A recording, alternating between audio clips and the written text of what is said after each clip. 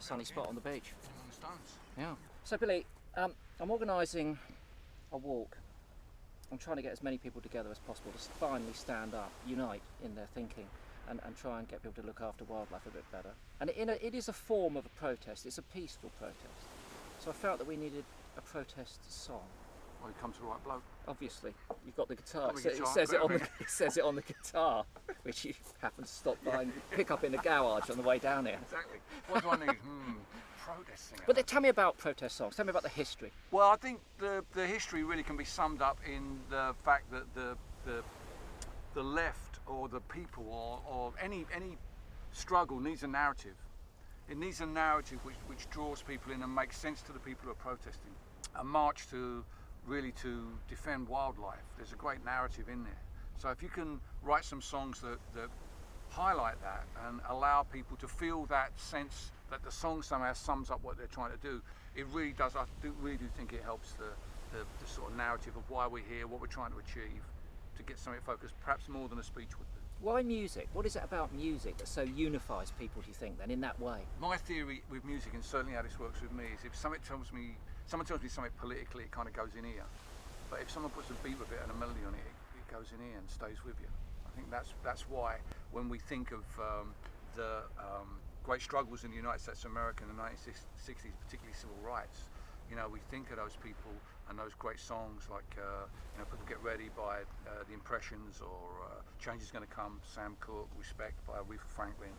We identify with those moments because they allow us to perhaps put our own projection of how we feel about what happened onto that, because obviously the struggle itself was incredibly nuanced, as any struggle is, but a song allows you to take a snapshot, have a moment, and also to, years later, to remind people of that great struggle and to inspire them, to make people feel that they're not the first people who've ever tried to do this, that other people have struggled on this and they've succeeded, and they did it by producing some incredible culture. And here's an example. There's no doubt about that. I stood in the audience, in the time of Thatcher's Britain, singing along with your stuff on stage. There's power in a union.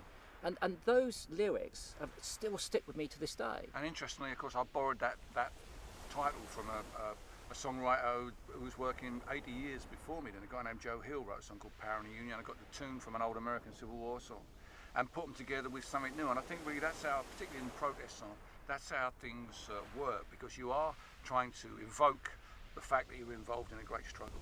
You mentioned that you don't mind the absorptive nature of all of this sort of stuff. So I've rewritten the lyrics to some. I've summoned the temerity to rewrite the lyrics for Between the Wars. Well, temerity is not a bad thing, Chris. I'm always up for a little bit of that. What have you done with it, mate? Well, there's a bird called a turtle dove, which has gone through a 95% decline since 1970, and it really epitomises a whole group of birds which are struggling and failing to live in our broader countryside.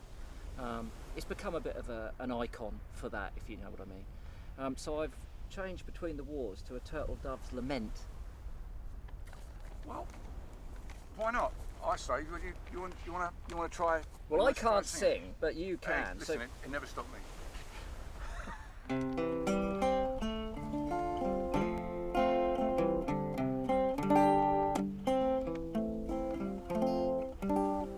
Go on then.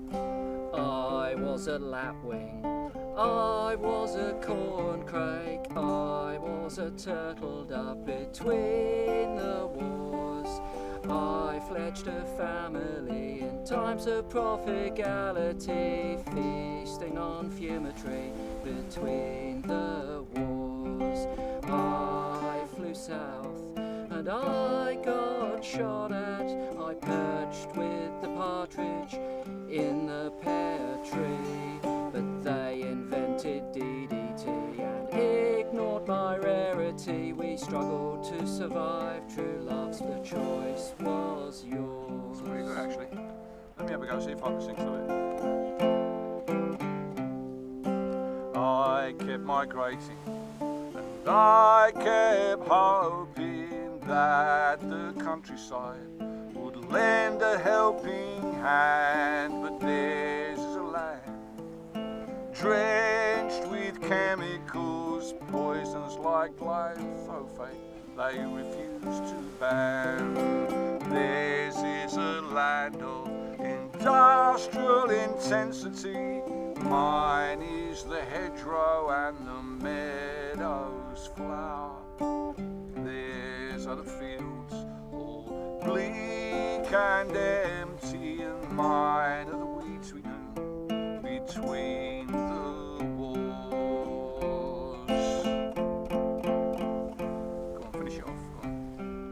So call up the children, bring me the scientist, rebuild me a habitat from nest to grave, and I'll put my consent to any government that offers wildlife a living wage. Go find the farmers who'll never spray again, grow up the weeds from the days gone by. Sweet conservation, hope of this nation, desert us not, we are almost extinct. That's really actually quite good, Chris. Even the words fit the tune as well. I'm amazed. Well, you know, I only toured over it for several nights. You tripped up on the last line, you wally. Did I? Yes. Well, you do it. Go on, I'll listen. Sweet conservation, hope of this nation. Gotta go down there. Nation, desert us not, we are. You got to almost speak the last bit. Okay, let's try from Go the Farmers, yeah?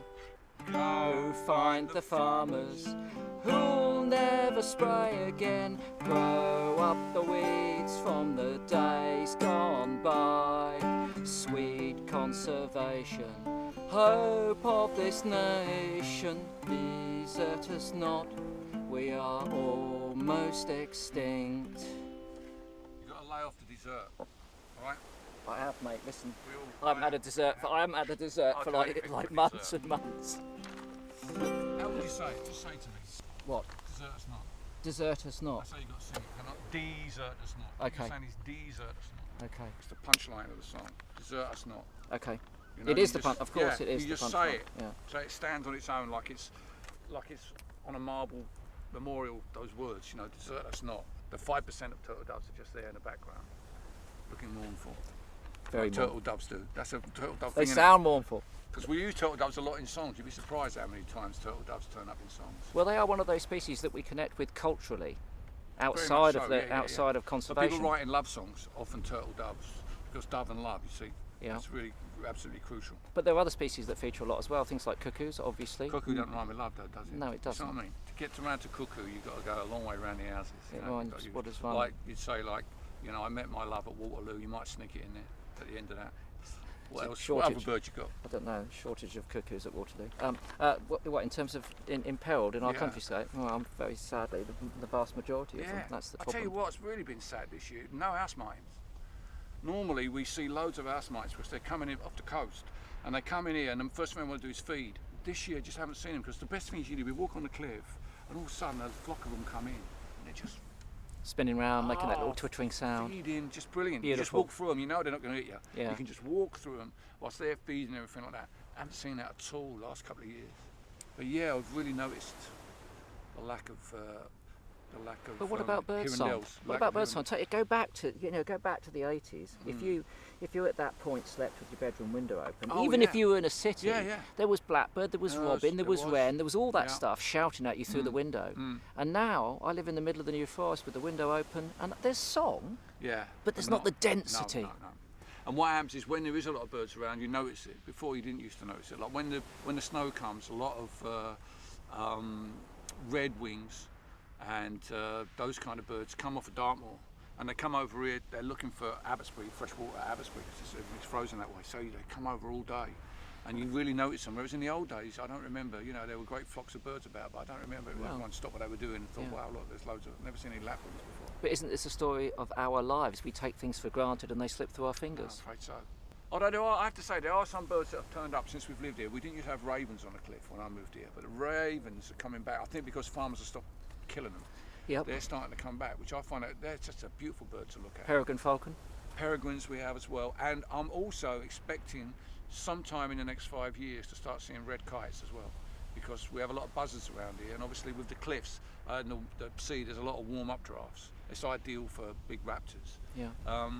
So there are some, some birds are making, but you're right, the songbirds seem to be getting less. Give me the guitar, you do spoon watch. Billy Bragg, bird watcher. Well, I'd hate hey, to do that see the hidden side of Bragg. Well, this is the funny thing, this is the interesting thing. When I came down here, I didn't really know, from London, I didn't really know anything about birds, but spending sort of nearly 20 years really walking on the cliff, I can now tell the difference between a seagull and a raven. You've just committed a card. It's It was hard. all going brilliantly. No, it's hard because it was all it was all going brilliantly. No. You said seagull. It's really hard because they're both the same size, a seagull and a raven, so it's hard to tell them apart. Stop saying seagull. You mustn't say seagull. It's one of those things that in birding, it's a complete no-no. All right, they're not gull. Gull. They're not only gulls. It's been entertaining has. and an education, and you forged yourself a budding career as a spring watch presenter. Who'd have ever thought it? If I can get me gulls. Brag on birds. Brag Yeah. on birds.